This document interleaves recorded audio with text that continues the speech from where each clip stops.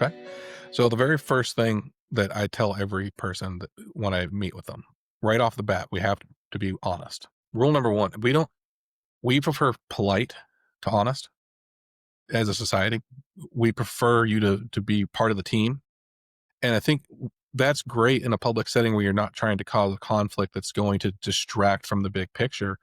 But when you're actually trying to work on yourself and you take those same bad habits home and you find yourself lying to yourself, you find yourself not fully being able to be within yourself, not being able to focus on what and who you are feeling, then you can't really make the progress that you need to make to move forward. You put yourself in a position where you are landlocking yourself. You're stuck because you haven't identified what the real problem is, because you're not willing to tell yourself that's where the real problem is. And I think what ends up happening is we cover up those problems with all this other stuff. We doom scroll, we have addiction issues. And let's be honest here, in addition to substances, there are other addictions. And we will attach ourselves to those, whether it's screen time, which is a big hot button right now.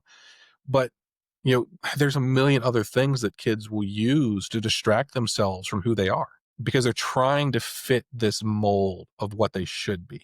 So for me to help a kid become the best mental performance athlete they can be, or mental performance student they can be, or just human that they can be, the first thing I tell them is you've just got to be honest with yourself.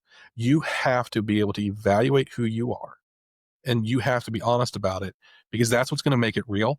And once it's real, we can affect it. If it's theoretical, what are we really working with? It's not concrete. But once we make it real, now we can move on and we can work on it. So that's always the big thing. That's number one to me. In fact, that's probably number 1, 2, and 3, because it takes forever to get to it.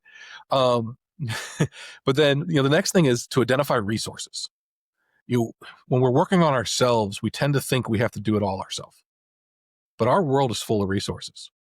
And I always tell them, let's identify some of your resources. Well, you're a resource.